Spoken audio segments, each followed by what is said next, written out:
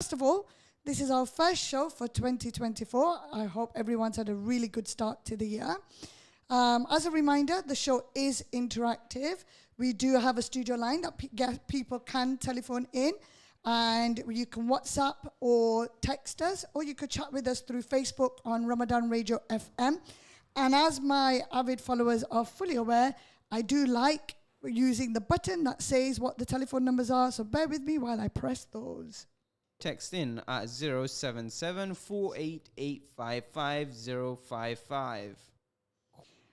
Call in on our studio number, which is 0116 4822 or text in at 077 There you go, everyone. So if you do feel like sending something through, then please do go ahead. Either call in or text or chat on Facebook. As always, I like to thank the team at Ramadan Radio for all the effort that they put to make this show come to you live and then later on via podcasts. I'd like to thank my guests for coming in, whether that's in the studio or by Zoom. Today, we do have our guests live in the studio, which I always love, by the way. And I also like to thank my listeners and viewers, because without you, the show would not carry on. So a little bit of background info on our guest today. I am going to actually let him introduce himself. But today we have Henry Gillborn of Henna's Creative. Hi, Henry. Hiya. How you doing? Yeah, good, thanks. Yeah. Okay, not bad, thank you. Now, I know you're not nervous because of your actual background. So why don't you tell our listeners who you are and what it is that you do? I'm Henry Gillborn, or also known as Henna's Creative, or sometimes the tagline Henna's Visuals. I'm an graduated MA in visual communication now, but I'm a freelance creative who really specialises in videography, and then that's kind of in music events.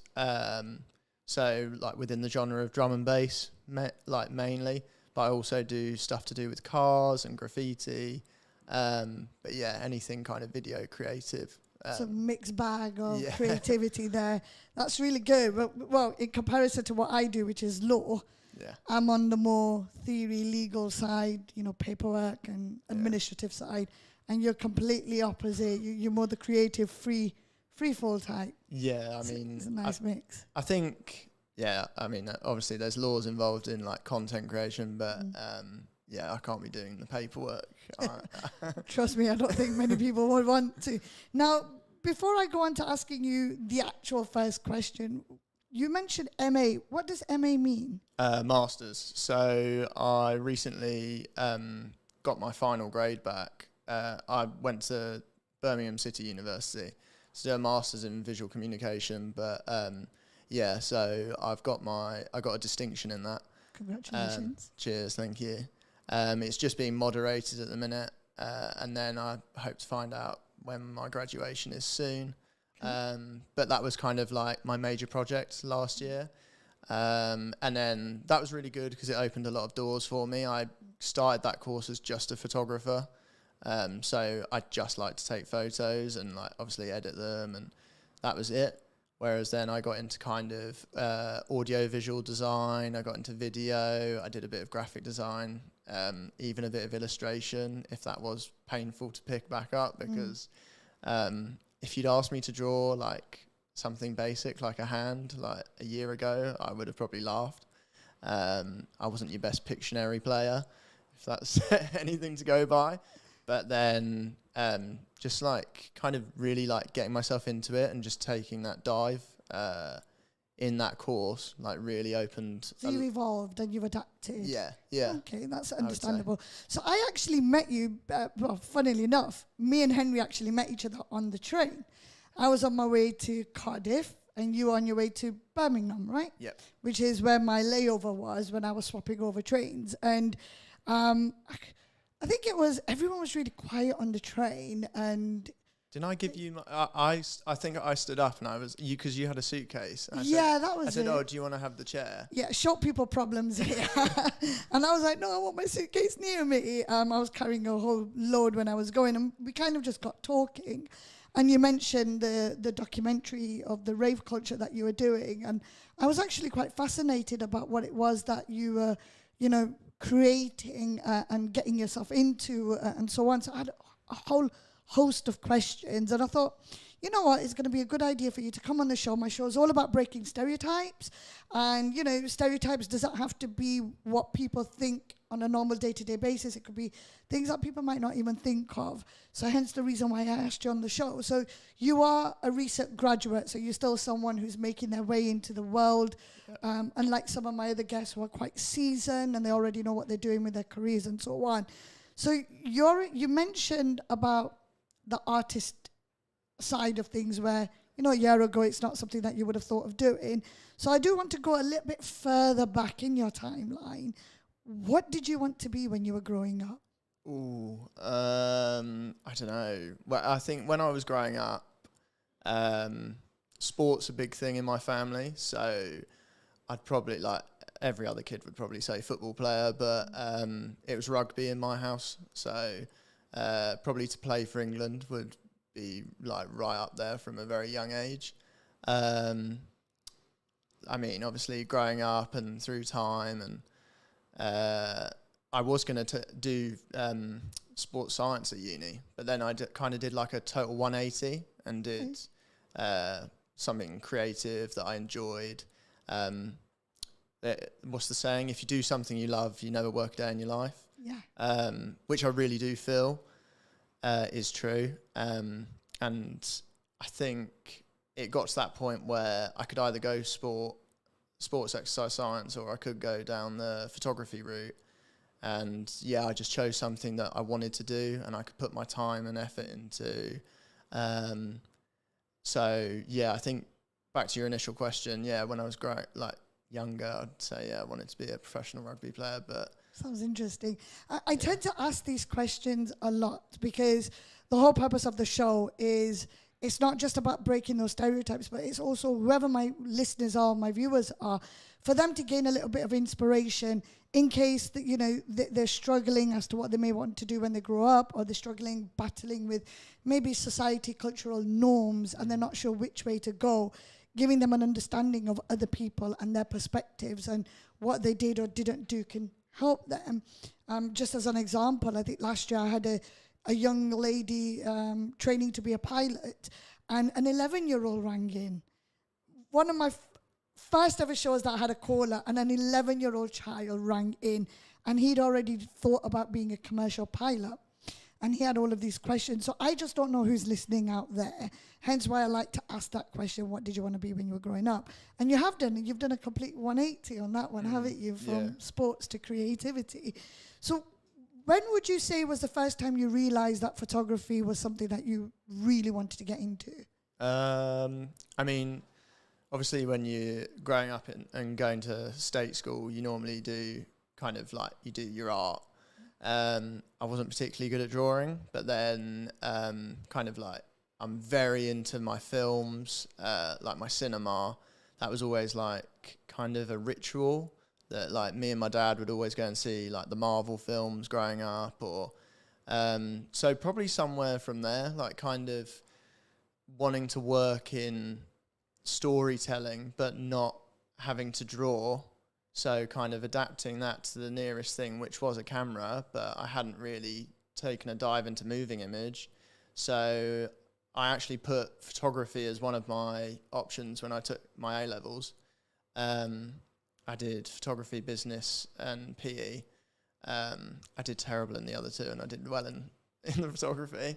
But I think that's kind of where I first kind of got my hands on a camera. Like, I looked into like image manipulation. I looked into kind of like movie posters were a big thing back in the day. Like when I was growing up, you used to go to this thing called a Blockbuster, and like on a Friday night, and you'd rent like 2 videos or whatever, and that'd be like your family night. So, and you could get posters there. And I think that's kind of where that inspiration to create images that create a narrative came for me, really, at a young age. Well, picture speaks 1,000 words, right?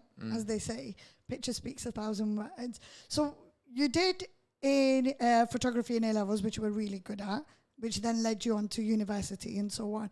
Now, before, earlier on, you mentioned that you hadn't really got yourself into moving pictures. So when did that aspect of things come in? Because the way I see it, when you're doing photography, people usually just normally go into photography as a standalone. Sometimes they do mix it in with their videography. They might do weddings and so on. But then you've added that filmography element to it. So when did that part come? I would say really like last year was like, because if you look at my portfolio, I did this the other day. I was like, it's crazy to think I made my first kind of like after movie like just over a year ago. And obviously we've had briefs whilst at university, like even in my undergrad in photography to kind of do like moving image. But I think I did it for that brief during the undergrad, and then like I fell in love with it, but I kind of had to put it down and then focus on the pictures a bit more, because obviously that was the title of the course.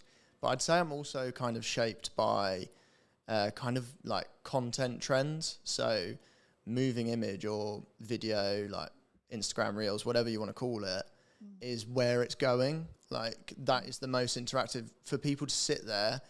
If you haven't grasped them in the first 5 seconds, you haven't got them. And there's no better way to do it than with a video and to maintain that attention. Because with a photo, obviously, once they've analysed the photo or got what they want from viewing it, they're just going to keep on scrolling. So I would say there's that kind of professional influence as well. And plus social media as well. Yeah. You've got things like TikTok and Insta Reels and so on. So you got to keep up with those trends as well. So did you face any challenges at any point getting into either the photography side or the videography side? I would say, I don't know if I like the word challenge. I mean, it's probably adept to the situation, but when I first started, you do have to do like a lot of work for free, or if you're kind of like interning at like a production house, or they call it making the teas. So you're like a runner. I mean, luckily, what we did to get experience was we used as much of the facilities as we could. And when I say we, I mean in my second year of uni, I lived with like 4 of my best mates, but we all did the same course. So if we got an opportunity, we'd try and kind of offer some experience to like each other, to like be an assistant on a shoot or whatever the kind of next running role was. But yeah, going back to like doing work for free, like I've offered to do like after movies for artists for free, to film events for free, because it's all content for them. Yeah, absolutely. And then for me, it's getting hands on the kit. It's like, it's doing what I want to do for a full-time career. Free marketing as well, isn't it, as well, and a bit of experience in your portfolio. And it gets your foot in that door. Yeah. So they think, oh, if he did that for free, like, oh my God, I've got this big event coming up. Like, oh, I'll go to Henry because he's done that for me for free, and it was that quality that I wanted. It might not necessarily be what they wanted, but then they know they can always come back to me, and I might, obviously I'll give them a good price, or I mean, if I'm really passionate about it, I will probably do it for free, just because I think that's what I love about kind of visual media, creative kind of people. It's all encompassing. You can't get any better than word of mouth advertising as well, can you? I mean, it's similar in the legal arena as well. There's not enough jobs and there's lots of graduates. So in order to be a bit different, in order to get that work experience, a lot of the students or graduates do have to do a lot of volunteering, work experience and so on. So I suppose it's innate and it's in almost every career that you have to do that. Now, I do want to ask you this next question, and I'm going to be very, very careful as to how I word it. I don't want to offend anybody when I ask this question, and Henry already knows what's coming, as does my producer in the background. Now, as you could tell, I'm brown, I'm Asian. If anyone hasn't realized that, they will now. And, Henry, you are non-Asian, of course, right? Now, a lot of discussions take place in my career that I'm in, as well as conversations with friends and family and there's a word that gets thrown around quite a bit, and that word is white privilege. Now, I'm not a fan of that word, absolutely not.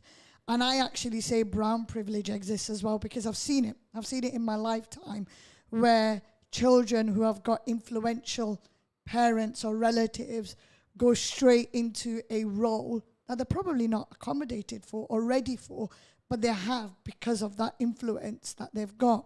Now, I want to ask you this, and the reason why is because we've already had a conversation, and in our conversation, I realized that you have had just as many, shall we say, obstacles or different items to overcome in order to get your foot in the door. I'm avoiding the word challenge because you didn't like that word. No, don't mind. But what I would say is challenges. Now, white privilege for a lot of people does exist, as does brown privilege. You're one of those people that I feel that didn't have that, where there wasn't anyone influential that you can walk straight from your graduate career straight into a role, and you've come across all of these. How have you found that in terms of connections? So let me clarify the question. You don't have any influences in this arena, so you are starting from scratch. But at the same time, it's about connections. The area that you're in, it's going to be about connections, word of mouth, who with whom. So how have you found that in terms of getting those projects on board? Has it assisted you, or has it been detriment to what you want to do? I think you're right in what you're saying is, like, I didn't really have any like initial connections to higher up within my field, my visual creative field. I would say that I think you just like develop a really good sense of networking, like obviously doing projects for free. Obviously any kind of like-minded business person can see like the advantage in that, because it's all content at the end of the day, and if they don't like it, they don't have to use it.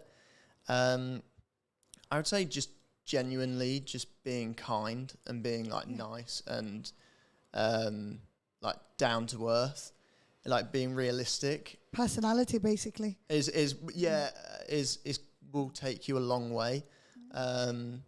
So I mean, that's partly why I'm so obsessed with kind of like rave culture, is because it encompasses everyone. Everyone is welcome.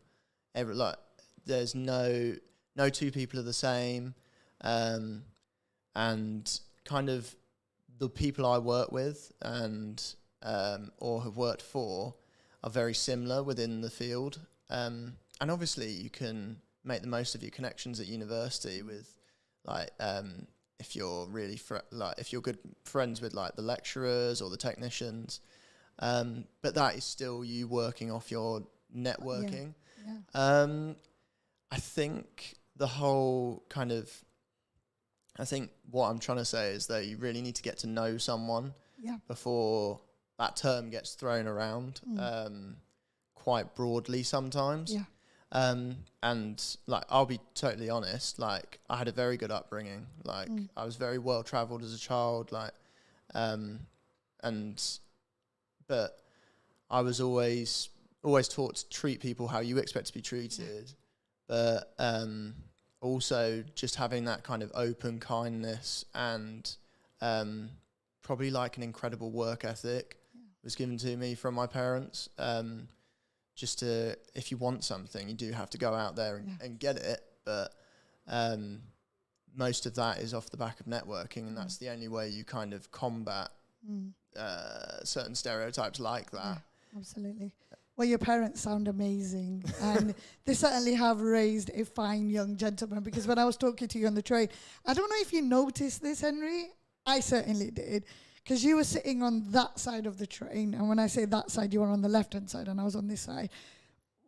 Everyone was silent, and there was just me and you chatting away, and everyone's just looking at us like, what's going on here? You know, two strangers talking. But that's how I've been brought up. I mean, I'm a chatterbox. So talking to someone comes quite naturally to me. and I don't actually feel awkward talking to someone I've never met before.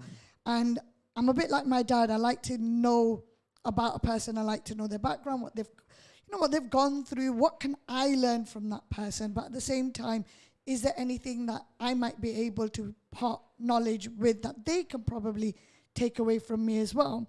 And hence why you and I got talking. And then that's when you mentioned your rave culture documentary. Yeah. Are you able to tell us just a little bit more about that? Yeah, I can. It's a zero budget film, so kind of like some of my heroes, like Christopher Nolan, who, like, obviously he's a world-renowned director now, but when you kind of start off in that area of like actually making a film or a feature film, it's quite daunting. It's a big thing. But I think what I'm trying to encompass is like what the culture of that scene is all about and how that links to British culture quite individualistically, but how it encompasses so many different members of different cultures. So, for example, I said like no two people are the same within rave culture, because they're not, but kind of working with grassroots level labels and artists, it's been really kind of like eye-opening to see how you get from the term bedroom DJ was like made kind of over COVID, really, with people buying decks. Equipment, decks, the DJ decks. I don't know if, like, obviously, Pioneer decks or whatever, and they'd set them up in their room and they'd spend like 6 hours making music in their bedroom, and they'd go live on TikTok. And then, for example, now they can enter competitions to get really good live shows. So one of my friends went to one of the first kind of major drum and bass shows at Wembley Arena. It was the headliner was HeadX, but a competition winner got to play a set. Oh, wow. On the lineup. A guy called FMS played it. Really talented guy, who I do follow on TikTok. And if you want to give him a follow, you can. Really good music. But it was kind of good to see that process of where someone from like literally grassroots in their bedroom possibly performs like in their local town or around the country, get to that kind of main stage arena. That's kind of like what I'm trying to do with the documentary, is say how this thing has become so prominent today, but how it's opened so many doors, and it's like it's built bridges between people you normally wouldn't see socializing. So I know that a problem with like youth culture today is knife crime. You don't get that at raves. So I don't know.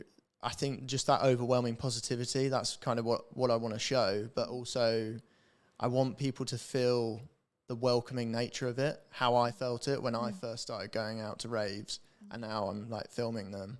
But I think that's kind of where I'm going with it. I suppose it's very similar to our biking culture as well. So if you remember, I told you I ride a motorbike. And one of the breaking stereotypes for that is the fact that when people see me, their stereotype is, oh, you ride a motorbike? No, I would never have guessed that. And it's not just my height that plays a factor in that. It's how I look, how I talk, and all of those factors come into play. But in the biking world, we're all brothers and sisters, right? It's not, oh, she's a female, oh, she's a Muslim, oh, I can't talk to her. No. We're all brothers and sisters. We're all a family. And when one biker is in need, everyone else will come running. But not just that as well. The amount of charity work that bikers themselves do, whether that's for the local hospitals, children's charities, cancer, whatever it is, bikers tend to be there. And normally, or should I say the wider community, will not know that. They won't know that because they don't see that. So when bikers bike, we don't normally ride down in our batches of 50s and 100s down local routes, because we're fully aware that we need space and we need an area to ride down. So some of these rides are planned months, even a year in advance, and we take routes that are going to be open and safe for everybody. We have all types of riders. We have young, old. We have higher CC, lower CC, but it's inclusive. That's what I'm getting at. It's all inclusive. So before I go on to the next question, you've mentioned quite a few things, and you also use the word it could be quite daunting. Do you have any tips for anyone starting out in any career, right? Do you have any tips where they might be fearing taking that first step, or they might be coming across something that they might think is stopping them from taking the next step? What would you say in your experience, being a youth, because I think 20 years older than you, so my tip would probably be very different to what you can give the youths of today. I think my number one tip would be, that's quite hard to be fair. I think let me use an example. When I was looking at the film as kind of a whole project, and believe it or not, I don't actually like hearing my voice on film. Oh, I don't either. So, don't worry. kind of like the whole schedule or plan to like interview people, I had to kind of come at that in a very different way and kind of get over some initial anxieties about kind of filming it and how I would edit it and present it. And I think the way I did that though was I just did it. So kind of, I don't know if I told you this, but I also do kind of like a lot of long distance running. So no, that wasn't mentioned. So like half marathons and stuff like that. Okay. And I know it sounds like cliche or whatever, but when they say like, "Oh, just put one foot in front of the other," sometimes it's more about you just need to do the process rather than like overthink it. And I'm such a I'm so bad for it that I'll overthink stuff, and I'll be like, "Oh, what if this goes wrong?" And I remember I was the same growing up, and I'd always get told like, "Stop worrying about worrying." So kind of like don't worry and just do, but also like know you can ask for help. Like there are loads of people out there, and like thanks to the internet and social media, I mean I've I'll openly admit I've asked like industry leaders, like I'll drop them a DM and I'll be like, "Oh, if you've got any advice, have you got any advice for kind of a videographer who's got a video this or I'll ask, can I come and like support you on a shoot, and like maybe you can get some mentorship that way." Just putting yourself kind of around people that you want to not emulate, but possibly like look up to within industry. Gain experience from. Because then you start to associate yourself with that environment. So now I know when I go for a shoot, I know that I'm a stickler for timings. Like I'll always be early. I'll get there kind of like an hour, half an hour early. I think I turned up 15 minutes early today, didn't I? Yeah. Just like off the bat.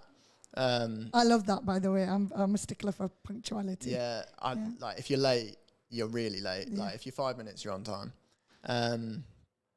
But I think like I know my routine now, like within that environment. So kind of get yourself accustomed to being around people who want to do the same thing as you. So uni was really good for that. But then like doing my freelance, I've met loads of people like, I mean, obviously I do the drum and bass events and kind of like I've done like a couple of festivals. But I've started like a kind of new project where I'm working with kind of like a graffiti artist and like capturing his work and kind of putting that into a video format for him to use on social media. And kind of approaching a new culture or kind of like demographic of people like that is also quite daunting. But I was lucky enough to kind of become friends with someone who does that for a living. And then just by kind of being friends and doing kind of favors for each other with the creative arts, you kind of start to find your flow. And that's also to say, if you're scared about reaching out to people, honestly, or if you're interested in getting into video, I'm always up for taking like an extra like set of hands on kit. Oh, that's very kind of you. Like if you just want some experience or if you like have any questions. I'm not saying I'm the most experienced because I'm not, but you have some experience, and that's always helpful, yeah. isn't it? Absolutely. Right, so before we go on to the next bit, I am just going to take a quick pause and remind everyone that they are tuned in to Ramadan FM, Breaking Stereotypes, with your host, Zainab Zaeem, and my guest, Henry Gillborn of Henna's Creative. You can text, you can WhatsApp, or you could chat with us live on Facebook. Yes, on Facebook, Ramadan FM, or you could telephone in, and here are the numbers. Call in on our studio number, which is 0116 4822 086, or text in at 077 488 055. So before I did that little interruption, should I say, with all the digits, you kindly offered your services to anyone out there who's looking to go into videography, photography, and is unsure where to start. Henry has kindly offered his time, and I would recommend to people, if you are, a little bit worried and you have your questions, then there is Henry, and there will also be other people as well. And that's quite similar to what I do in the legal world. I mean, I am a mentor. I'm always there for those students, graduates who need it. But I always say to my mentees, that you won't know until you ask. And at the very most, what you'll get is a no. And if you get a no, fine, move on, right? But you will find someone who is willing to help, because we were once upon a time in your shoes as well. That's the way I see it. But you also mentioned that you overthink a lot. And I get exactly where you're coming from, because I'm the same. In fact, my ex used to call me Black Tongue, because every time I used to say something would happen, it would happen, and it was never for the best. But I'm the kind of person that I like to prepare for the worst, hope for the best. And that way, when the worst ever happened, I was already mentally prepared for it. Might not be physically prepared for it, but I was always mentally prepared for it. So for me, it was always that element. I'd like to, keep myself prepared. So you said you're working with a graffiti artist.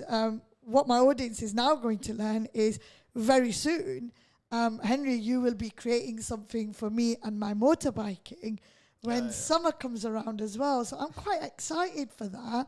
And I'm hoping that my biking community as well, when they see that video and so on, then more people will come forward and they'll say they'll want something done as well.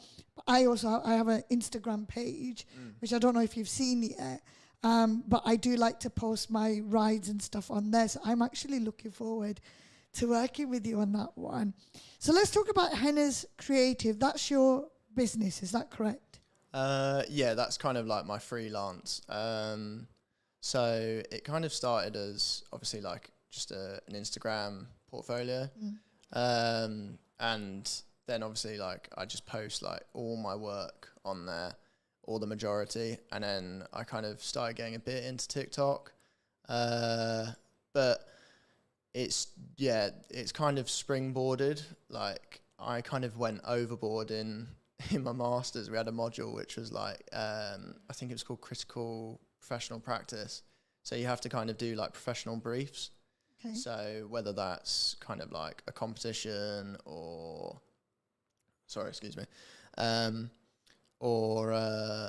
like if you're doing professional work that's paid. So then I kind of went into overdrive with like my networking and just trying everything out. I think I did like a design a sock brief where like I designed some socks. Wow.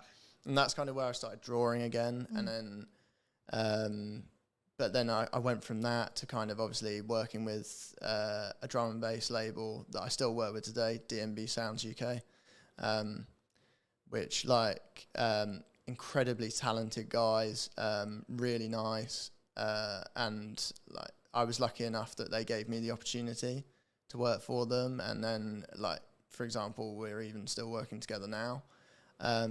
So I think that's where it really took off. Like when I started posting the content I was making with them as like a collaboration post. So all my audience was getting engaging with it, and then all of their audience as well. And then your name kind of starts to get thrown around in different circles. And so like you said, like most of my business is off of kind of referrals or me reaching out to them. So like, I'd say it became a business. I still have a 9-to-5 job, but like as well as doing this, but I did not know that. So you have a 9-to-5 job as well? Yeah. Okay, so this is all freelancing in your own time. Yeah. Well, that brings me very neatly on to my next question, which is a question I do like to ask my guests. In order for you to make this career work for you, did you have to make any sacrifices? I think you have to sacrifice a lot of time. Definitely a lot of sleep. I mean, I don't know if your cameras are picking it up, but like... you look good, don't worry. There's been a lot of... you're too kind. There's been a lot of kind of weekends where like I'll literally maybe get 4 hours of sleep, and that's just because obviously these kind of events that I film go on to the early hours, but then I'll drive back home and like I'll just want to get on the laptop as soon as possible and start editing, because my brain is like thinking about ideas of what to put in the video, and I don't want to lose those ideas.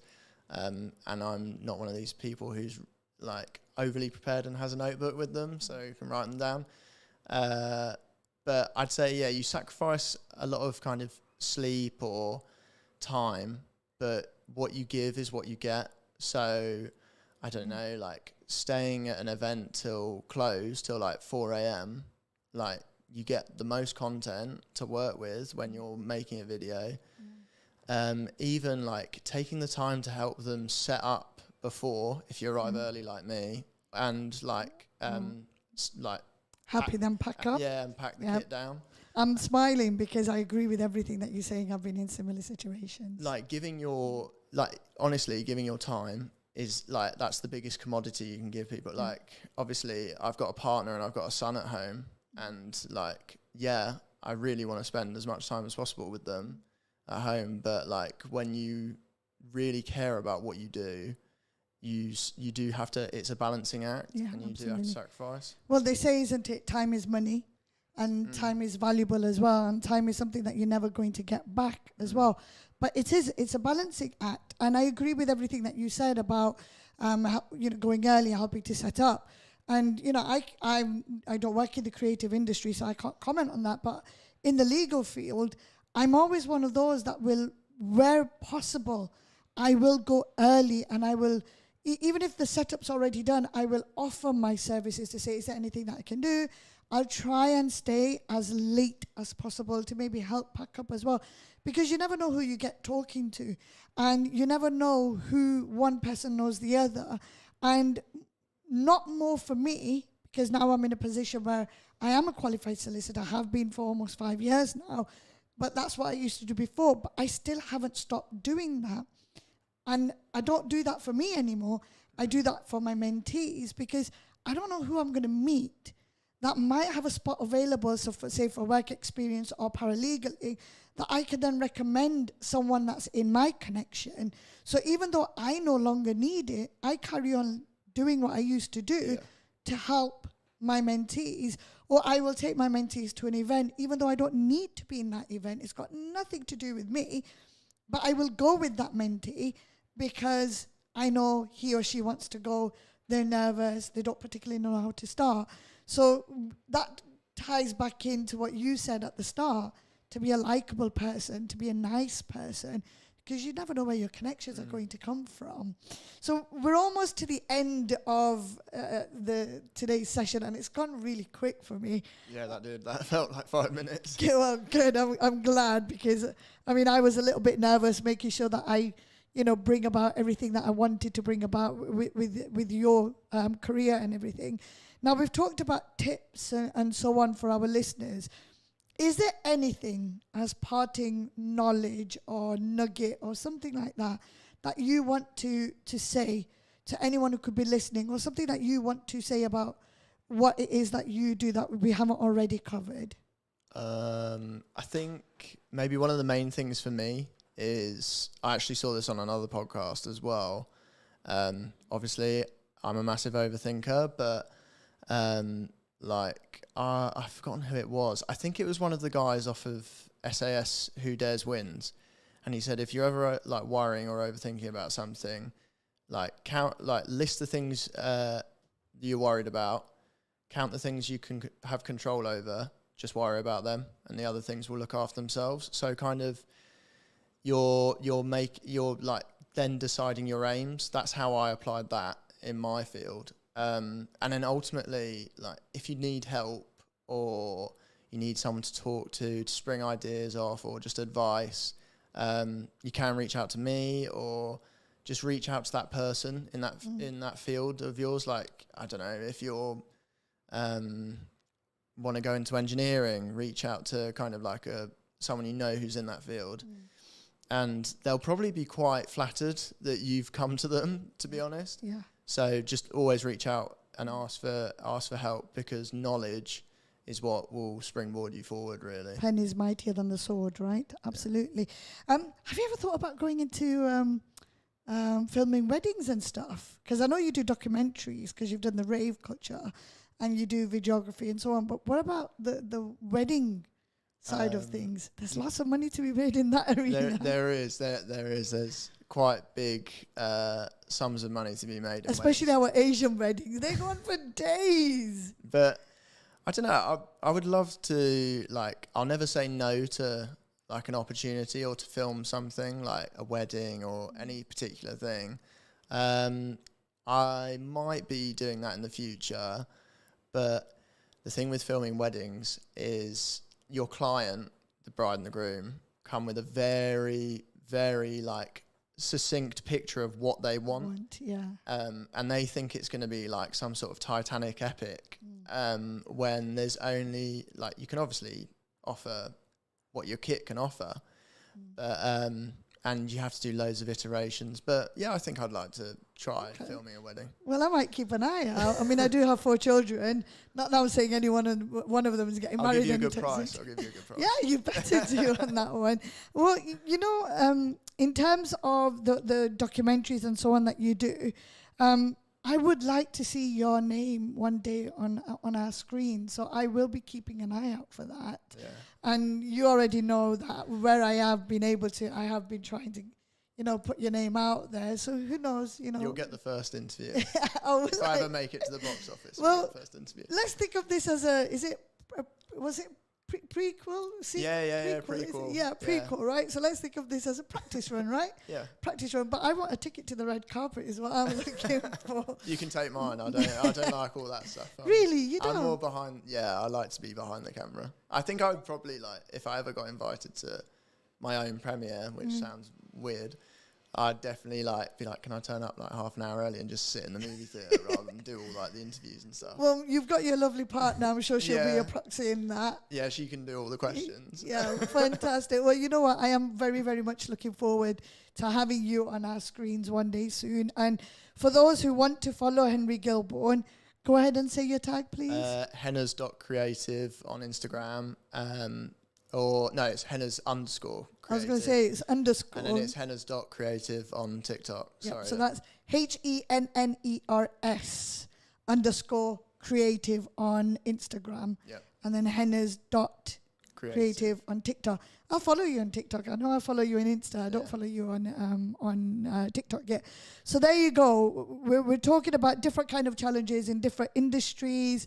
It's not always going to be la-di-da, peaches and cream. You know, some people can walk into a role and some people have to make that role what it is and so on.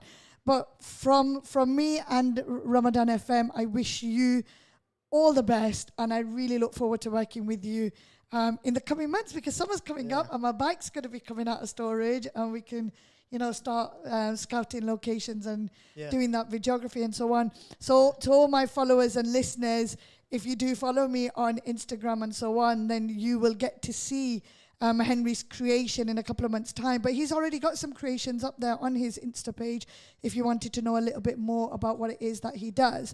So from me and Henry, I'd like to thank everyone for tuning in to Ramadan FM's Breaking Stereotypes with your host, Zainab Zaeem and